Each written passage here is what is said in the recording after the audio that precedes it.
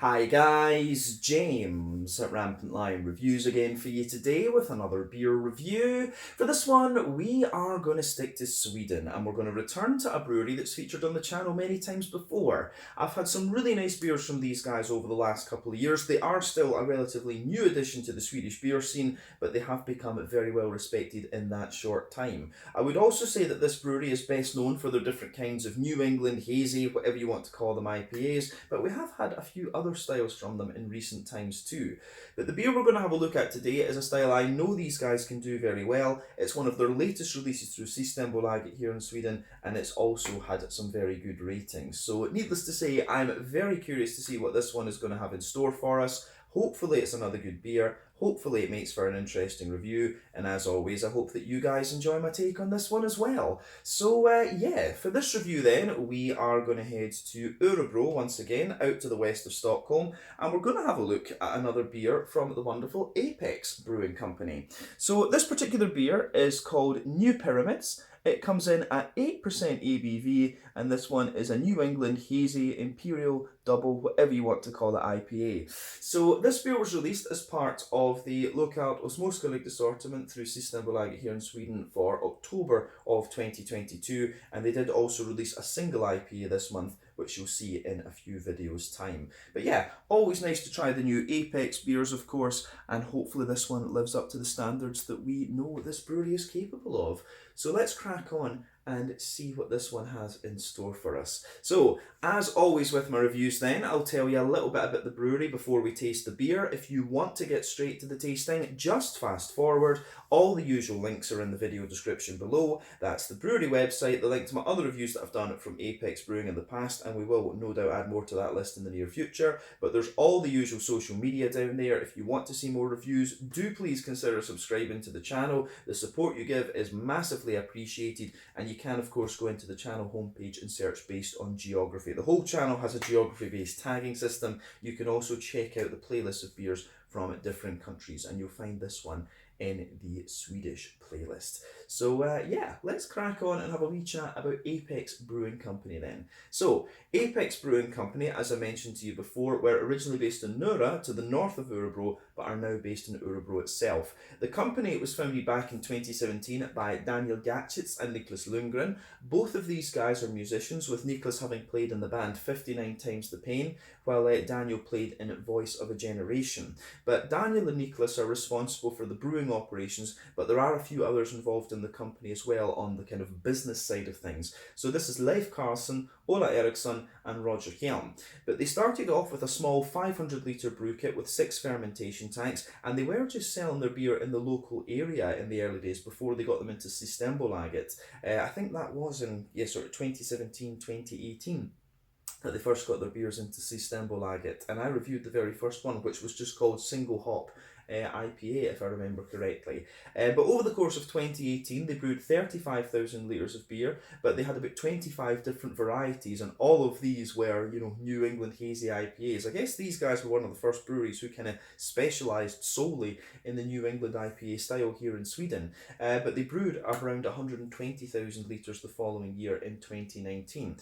Over the following few years, they continued to scale up and experiment with recipes. They did try one or two other styles with their brewing as well, but in the summer of 2021 they announced that they would move to a new premises in the Baytorp district of Örebro that autumn. They have now moved there, of course, but the new brewery saw them upgrade their 500 litre brew kit to a 2,000 litre system, and they added several new tanks as well, and this has meant that they've been able to export their beer a lot more widely. But as of October 2022, when I'm filming this review for you, these guys have produced 120 different kinds of beer according to Untappd, and like I said to you, they are still best known for the different New England hazy IPAs, but they have brewed a few lagers recently. They've had the Keller Pils and the Keller Märzen, and I think they have been involved in a few sour beer collaborations as well, actually, from what I've seen. So maybe we'll see some of that coming from Apex Brewing in the future. But like I say, a New England hazy brewery first and foremost.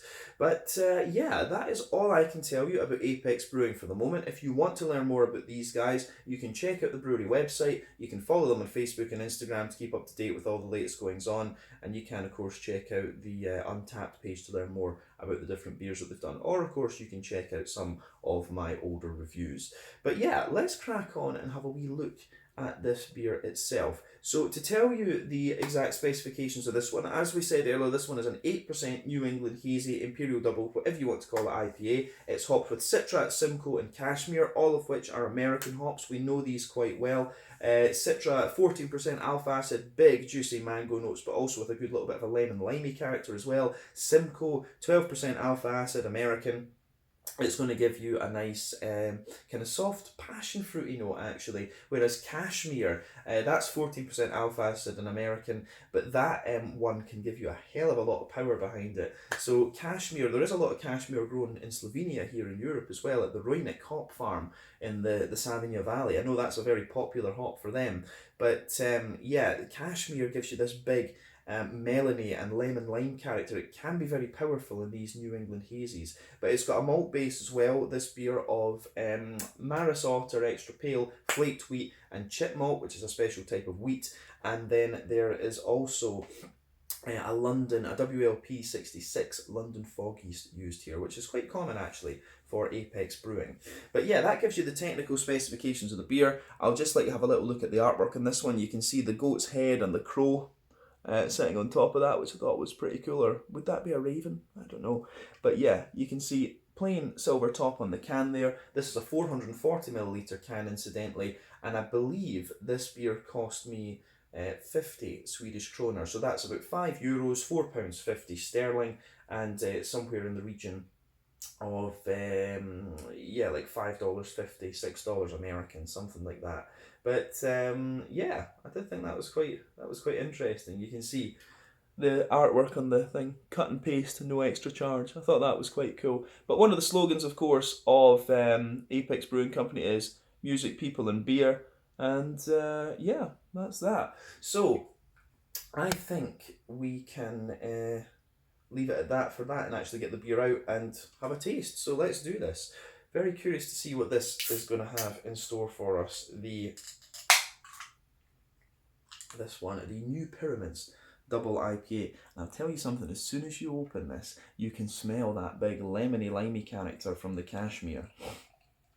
So I've got a feeling this is going to be a more kind of citrus forward New England IPA. Just be careful with this one. But that's poured very nicely, I have to say. So we've got about 80% of the beer out and into the glass, and yeah, it has poured exactly as you would expect from a New England. So on top of this then, you can see there's a lovely head, and I would say, I don't know if I would say it was quite perfect white, but it's very, very close. You've got a finger of a lovely soft kind of foamy near perfect white head on this one. I'll just let you have a wee look at that. Put my face behind the thing so it zooms. There you are. Lovely bubbles in there. But you can see colour-wise, this one has poured like a very kind of rich yellow. There are one or two big bubbles sticking toward the side of the glass there, a few little ones going up toward the bottom of the head, but overall it does look very, very nice. So yeah, one or two big bubbles there, just a little bit of carbonation visible going up toward the bottom of the glass there, and then yeah, you can see this beer has a lovely kind of rich yellow colour to it. It looks awesome. I have to say it does look pretty awesome.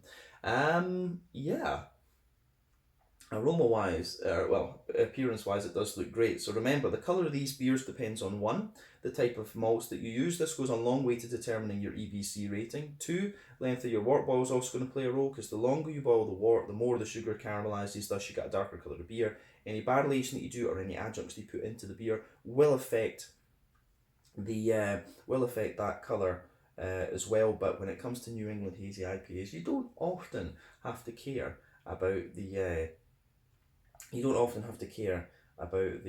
that variable when it comes to this particular style. So yeah, it certainly looks the part. The level of haze in this one is kind of what you would expect for an 8%, to be honest with you. It's getting closer to that soupy gloopy side of things rather than being a bit more natural and hazy. And of course the haze in these beers depends on the yeast that you use, the oak content and the wheat content, but it doesn't really depend on the alcohol. I've seen, you know, not so hazy 8%ers, I've seen extremely hazy 8%ers. It can vary from brewery to brewery and beer to beer. But like I say, this one looks like a nice kind of mango juice colour, and yeah, it does look pretty damn nice. But yeah, you can see with this one, the head has just faded away to be a sort of thinner foamy layer, and you've got a thicker ring around the edge of the glass there. But yeah, overall, it does look very, very nice, I have to say. Yeah, nothing else we need to say about the appearance of this beer. Let's take a wee look at the aroma and just see what we have. Yeah, this one does smell pretty nice, and like I was saying to you, this one is a more kind of limey, citrusy leaning New England IPA, but it's got a lovely smoothness to the backbone as well.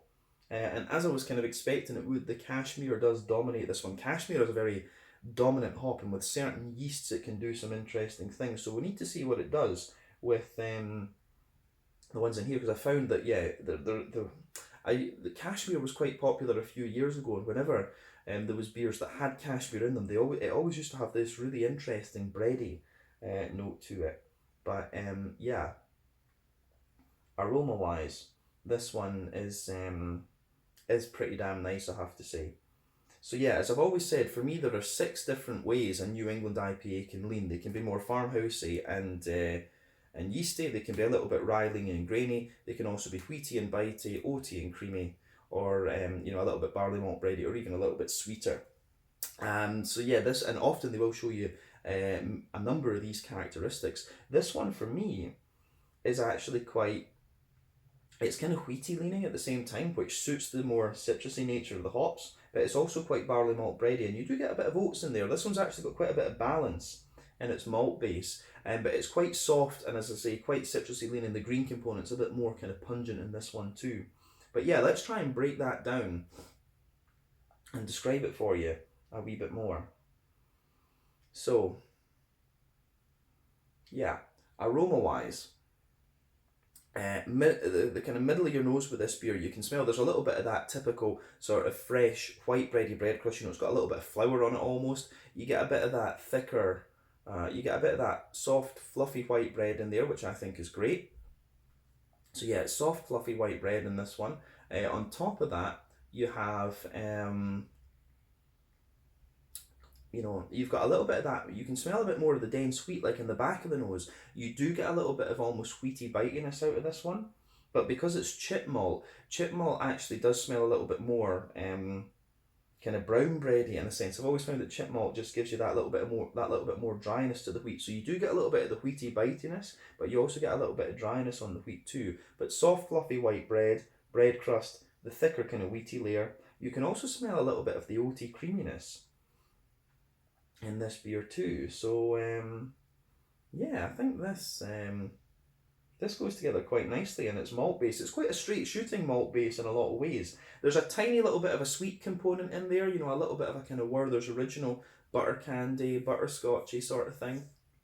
But yeah, this beer, it is more kind of bready leaning actually, rather than anything else. It doesn't have such a strong wheat component to it for me, this one. So yeah, quite as I say, a sort of wheaty, barley malt, bready leaning New England IPA, this one. Just a little bit of oat.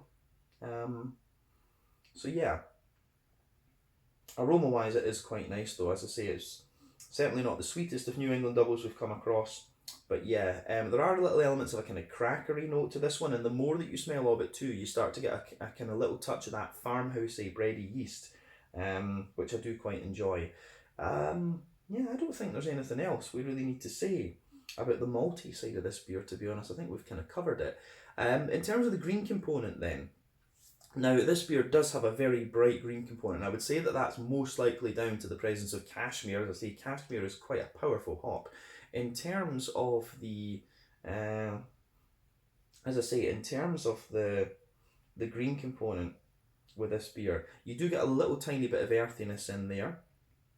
But as I say, quite a bright and fresh floral character. It's almost like a little touch minty or something like that. But yeah, it has a very kind of nice bright green component, but I'm also getting quite a little bit of wet, freshly cut grass out of this one. Now, as I've said in many videos before, there are 3 types of hopping when it comes to IPAs. You know, you've got early addition hopping within the first hour of your wort boil. That gives you pretty much all your bitterness. You've got late addition hopping within the last half hour of the wort boil, which gives you a little touch of bitterness, but mainly flavour and aroma. Dry hopping after the wort boil is complete is all flavour and aroma.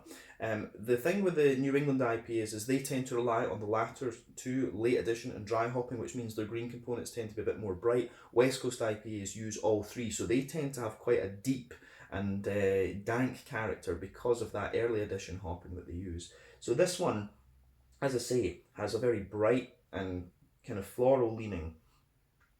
A kind of very bright and floral leaning green component, which I certainly like. I have to say that I do like how that goes together in this beer. But on the grassy side of things with this one, it actually has a good little bit of zestiness to it, and again, I think that's all down to cashmere. You know, Citra and Simcoe can give you quite big, bright green components as well, but I think it's cashmere that's just given this one that extra, you know, punch, if you like.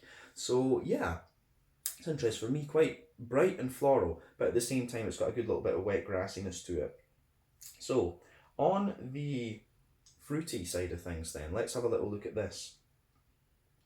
So the fruity side of the beer for me, it's, as I said earlier, you do have this kind of, you know, you do have this little bit of a kind of melon in the background, and the melon is quite dominant. There is just something about cashmere. I don't know what, you know, everyone has this. There are certain aromas that just, you know, stick right out to you.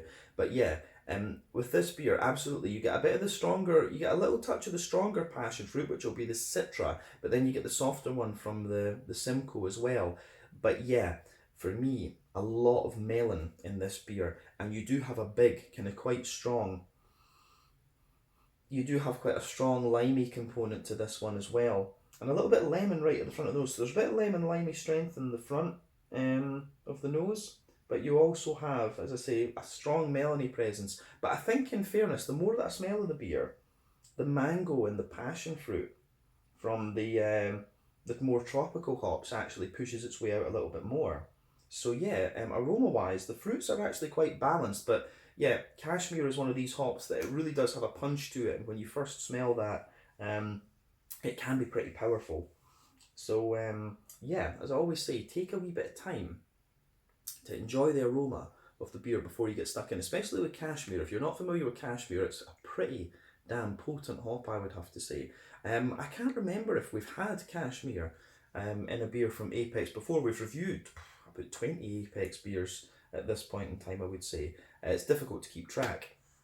But yeah, these guys know what they're doing when it comes to this style, so we will trust them. But yeah, let's have a taste of this one then and see how we get on. This is the New Pyramids Double IPA, coming in at 8% ABV from Apex Brewing Company in Örebro, out to the west of Stockholm. Let's get stuck in. Slange, skål, cheers.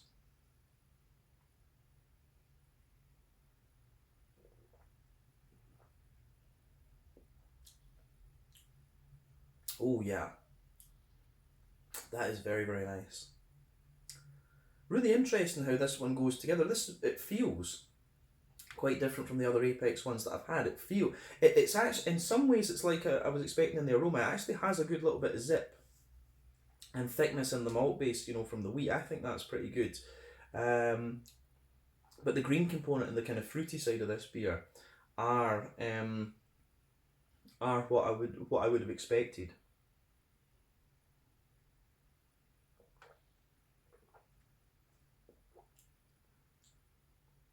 So yeah, but I will say, lovely, lovely beer. This one, yeah, flavor wise, this one is pretty damn awesome, I have to say. So it gets a big thumbs up from me. It's certainly what I would expect from Apex for sure, and it does kind of thicken up the more that I drink of it as well. So yeah, let's break this down for you then. So middle third of the palate, you've got that nice, the base of the beer is that kind of typical sort of fresh white bready bread crust. Absolutely, you can taste it's got a little bit of that kind of, you know, dryness to it as well. That comes out in the aftertaste. On top of the bread crust, absolutely, there's a layer of a sort of Jacob's cream cracker type thing going on. So that certainly comes out.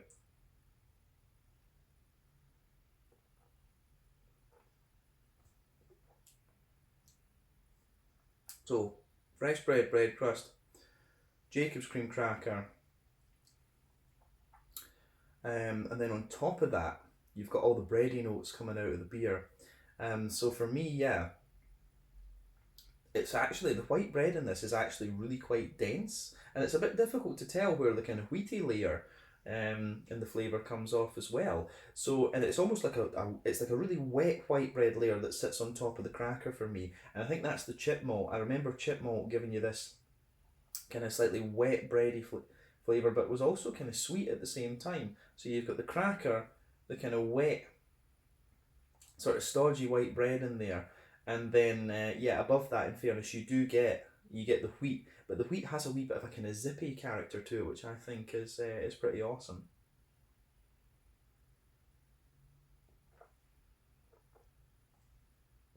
So yeah, stodgy white bread, kind of thing there, that wet white bread, smooth, um, yeah, smooth kind of wheaty component in there, and then yeah, the wheat, as I say, has a little bit of bite to it, but we'll come back to that later on.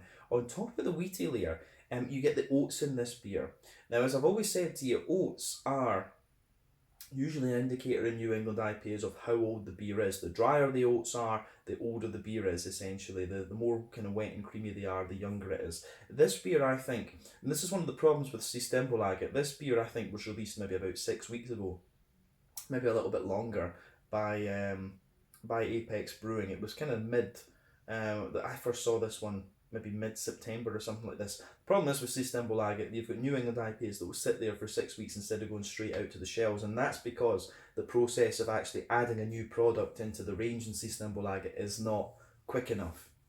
So I think this is something, it makes it's a bit strange for the breweries in a sense, because I don't think they brew another batch of the beer for Systembolaget. I think they brew it, it goes and sits in the warehouse, it goes about its things. And if that took like 2 weeks for a Swedish system, that's fine. But yeah, these beers can sit for a few weeks in the warehouse and things. So it's getting better. I think it will improve again. But yeah, this is one of the problems you have with IPAs through Systembolaget. They're not in their optimum condition. But anyway, to actually focus on the flavour rather than Systembolaget, what you'll get down the middle line of your palate in this beer is this kind of porridgey, you get this sort of porridgey, creamy sort of thing. So right down the middle of the tongue, you'll feel this kind of stodgy, porridgey, oaty type thing. And then as you move out toward the edge of the palate, it does give you a little bit more of the dryness. So you get a bit of the kind of smooth sweetness from the you get a bit of the smoothness from the oats in there, and then you also get a little bit of dryness as you move further out toward the edge of the palate.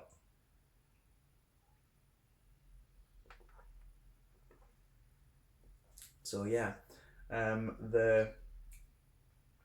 you move out toward the edge of your palate there, you will get a little bit more dryness, and I think the further you go into the aftertaste too, you get a little bit of sweetness out of the oats, and maybe just in the dead centre of your palate, there's a little tiny circle there that gives you a wee bit of that Werther's Original butter candy, butterscotchy sort of thing. But to me, this beer doesn't have such a big sweet component in the middle of the palate. Actually, it's definitely not one of the sweeter New Englands that I've had. Yeah, so I do like how that goes together. Yeah, it gets a thumbs up from me. So I don't think, do we need to say anything more about the middle third of the palate in this one? I don't think so. I think we've covered it, but it's quite interesting. The chip malt just gives you this wee bit of lingering kind of dryness and sort of crackery type flavour, but you've also got that kind of sort of wet bready note and the kind of porridgey oats. It's quite an interesting one, this beer actually. I'd be curious to try it, just like freshly canned as well, just to see if there is a bit of difference in this one, because it really is still quite creamy, but it's like a really wet kind of stodgy type thing that you're going on. Kind of malt base you're finding in the middle of the palate here, but I like it. Let's focus on the back third of the palate then. So the border region between middle and back third of your palate, again you get a little bit of that bready build up there. It's like a sort of fluffy white bread. The base, pardon me, of the back third of your palate, you absolutely get a little bit more of the bread crust. It's a wee bit drier. There's a bit of a crackery sort of thing to it as well. Yeah.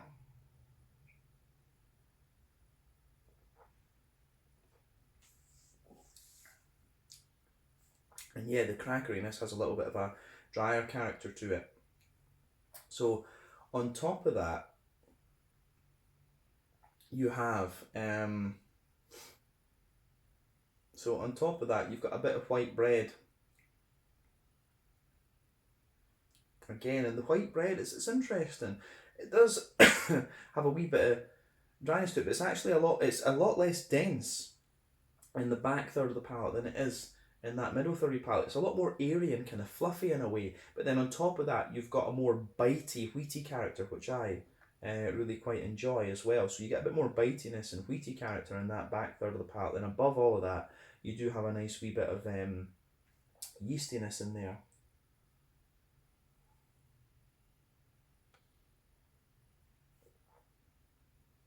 So yeah, a bit of wheaty bitiness in there. Then above that, you do have a wee bit of a more, as I say, you've got a wee bit of a more farmhousey type bread, and it's actually it's like a slightly sweet brown bread and almost a little bit honeycomb like. That's what I'm getting above the kind of wheaty bitiness on the back third of the palate, and as I say, that comes from the yeast actually. But I find this beer does sweeten up a little bit, and it almost gives you a wee bit of a biscuity note in the middle of the palate the further into the aftertaste that you go. But yeah, absolutely, back third of the palate, the flavour is definitely taller, and as you come forward and then into the middle third of the palate, it just kind of squashes down and condenses a little bit. So yeah, the way that the malty base goes together in this beer is quite nice actually. Yeah, pretty awesome. So let's go on to the hoppy side of things for the beer. Back corners of the palate, there is a little bit of earthiness there, but yeah, very quickly when you move forward from that, you get the very bright floral aromatic notes coming out of the beer. It is almost very slightly minty actually.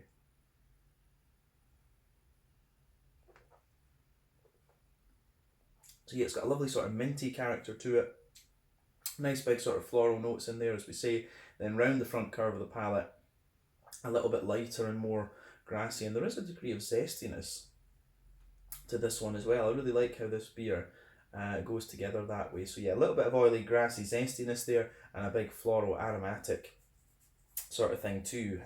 Yeah, gets a big thumbs up for me on the green component. Again, the kind of almost minty, very potent floral aromaticity, that's the cashmere. That is absolutely the cashmere, and the bit of zestiness from the grassiness too. That could be citra as well, but I think the kind of the kind of punch from the green component is more down to the it is probably more down to the green component, or to cashmere rather than the other ones. But yeah, let's focus on the front third of your palate and the fruitiness then. So the border region between front third and middle third of your palate, again, you get a little bit of that bready build up in the beer.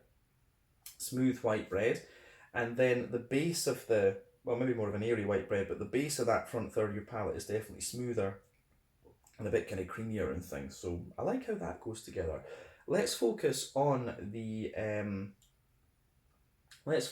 fruity side of things then. So above that, you've got that nice oily bubble where the fruity esters just roll their way out of the beer.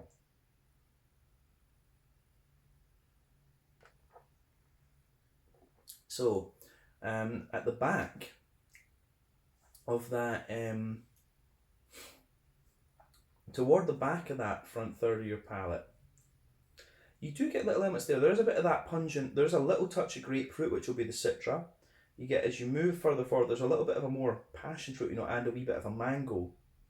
But yeah, just that little bit of grapefruit lingers there, but then very quickly, as you move the base of that back half of the front third of your palate, it's a more kind of mango type note as well. It's more, not mango, mixing my words here, it's more of a kind of melon type quality actually. So you get a big melony note out of this beer, and that is cashmere. That is absolutely cashmere. But as you move into the front half of the front third of your tongue here, it's good lime hit, and then there's a big zesty bit of lemony character on the sort of front tip of your tongue too. So yeah, you've got a little bit of grapefruit, a little bit of passion fruit and mango, then you've got that big melony note as well. As you move further forward with this beer, As you move further forward on the palate there, you've got a more kind of lemony, limey note, as we said, and it's quite a powerful lime, but also quite a zesty lemon. So I do like how all that kind of pieces together. But this is quite a more zesty and kind of floral leaning New England IPA. This one, so it's showing some really interesting characteristics. But when I think about this compared to other Cashmere IPAs that I've had before, it's not a surprise in that sense. You know, the Cashmere hop really is showing its interesting characteristics when it comes to this beer. So yeah, that's all we say. Reflect on the ingredients. Well, I don't always say that, but with this one, Cashmere, reflect on Cashmere. If you haven't tried Cashmere as a single hop beer before, do it, because it's for me one of the most potent hops out there. But I think we've said everything we need to about the flavour of this beer. Let's round off with a wee look at the mouthfeel. So mouthfeel wise, for me, this beer is at the top end of mid-bodied. The carbonation's quite smooth. It does have an element of cleanliness to it and a bit of a slickness in a way, but underneath that you do have a little bit of that kind of creaminess, but it's a bit more like a kind of porridgey consistency, so it has a wee bit of stodginess to it, I think we can say as well. IBU wise, I think this beer is maybe 40 IBUs. It wouldn't surprise me if it is 30 right enough. Remember, IBU count is my weakest point of beer reviewing, so this is either a 30 or a 40 IBU beer, I'm pretty sure about that. But there's a lovely smoothness to the malt base there. It has a wee bit of dryness, this beer, as well, but it's also got a little bit of a kind of sweetness within that dryness, which is quite interesting. The malt base, like I say, quite stodgy, not so much in the way of a sweet component. We've already said about, 30 to 40 IBUs, but the fruity side of this one, it's very citrusy leaning and, you know, quite zesty in a way, a lot of lemon, lime and melon type characteristics. So the way that this beer goes together is very, very nice, so it gets a big thumbs up from me. I think this is quite interesting, and it's quite different from what we've had from Apex in recent times. I'm curious to see how this compares to the single IPA that I've got in the cupboard from these guys too. But I think we can leave it at that for this one. So this was the New Pyramids Double IPA, coming in 8% ABV from Apex Brewing Company in Örebro, out to the west of Stockholm here in Sweden. Another solid beer from these guys, and I cannot complain. But if you want to see more reviews, again, please consider subscribing to the channel. Thank you again for watching. Check out my social media, check out Apex Brewing Company's social media, and I will catch you guys in another review. Slange out Skull, cheers, check out Apex, and more reviews to come from these guys for sure.